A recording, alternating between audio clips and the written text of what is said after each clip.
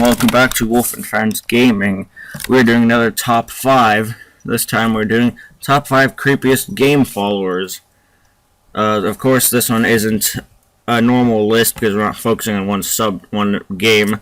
So without further ado, we'll start with number 5. That's right, the Cheshire Cat from American McGee's Alice and Alice the Madness Returns.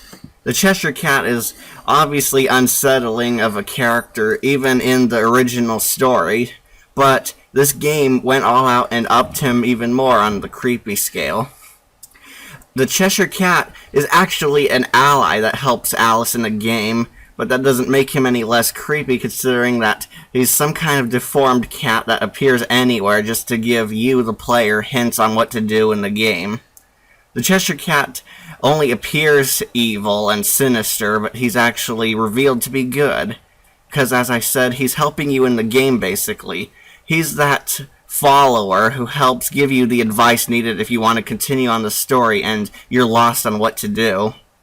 But the Cheshire Cat is an unsettling character because of his appearance. He looks sinister, as I keep saying, but the Cheshire Cat is actually on your side and helps you fight the villains of the game, the Queen of Hearts, and Alice's psychologist, who's revealed as the true villain in Alice the Madness Returns. The Cheshire Cat, though, is strongly implied to be a figment of Alice's imagination, but you don't know what's real from Wonderland or the real world anymore by the end of Alice the Madness Returns. But Cheshire Cat is very scary, and you don't want to upset this cat at all. Number 4.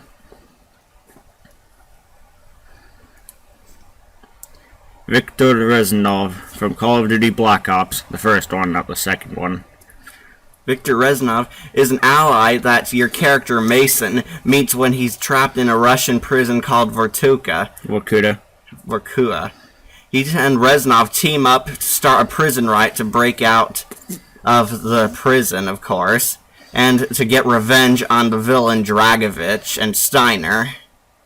However, as you keep progressing after Mason breaks out of Vorkuta, Reznov is seen driving off but still being chased by Russian military. However, somehow he later appears in Vietnam and in other places. Russia is another place. However, the reason why it's on this list is because it's later revealed that after Vorkuta, Reznov was never with you the entire time. That's right. When you're in the interrogation room, your interrogators Hudson and Weaver reveal that Reznov has been in the player's head and Mason's the entire time. He's been helping you this whole time, but he was never really there.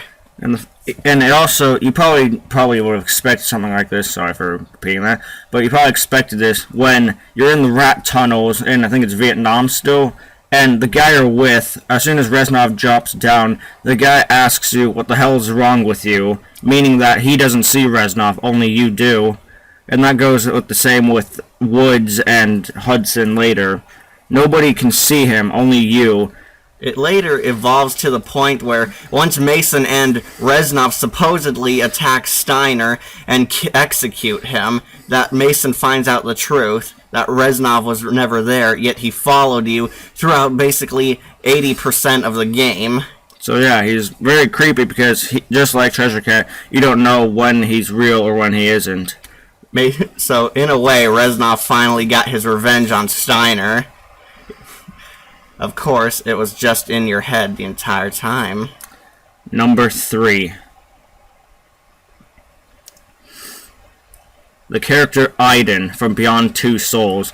Now, some of you may not know what this game is about. I've seen playthroughs on it, but never played it myself. But basically, you play as a girl named Jody, who was born with a special talent that her mother had as well, where she could use some sort of spirit to interact with real life, meaning possession, killing, or just being a complete dick in paranormal activity. The reason why he's a creepy game follower is because, like Reznov, he's later revealed to be, later in the game, he's revealed to actually be something even creepier. He was your twin brother, but he died. He suffocated on the umbilical cord somehow, and he's now just a spirit following Jody. for a while he's a complete dick, but then he actually learns to help you. So, I mean, imagine having a twin sibling with you the entire time that you never knew was your sibling.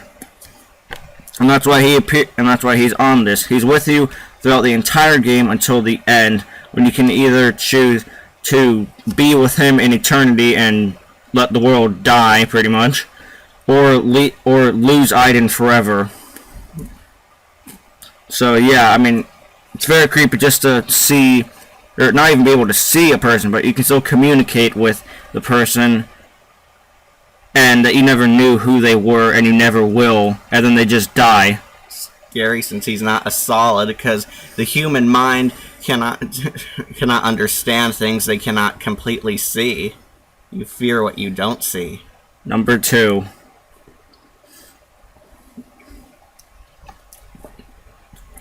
Morinth. From Mass Effect 2 and potentially Mass Effect 3.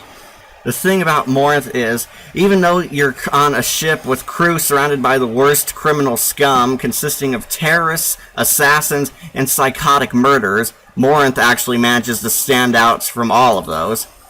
Considering that throughout Mass Effect 2, you have a chance to reform all of your squad mates who are these dangerous criminals, all except for Morinth, who's completely irredeemable. Morinth, actually, in her backstory revealed by Samara, is that she is some kind of succubus. She seduces the innocent and unsuspecting people and lures them into her web, where she will kill them with her mind during the sexual acts of sorts.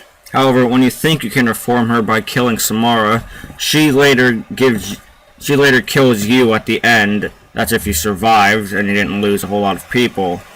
However, even if you killed Samara and Morinth got away and Samara lived, she still gets her comeuppance in Mass Effect 3 when she is indoctrinated and becomes one of the scariest creatures in Mass Effect. A banshee.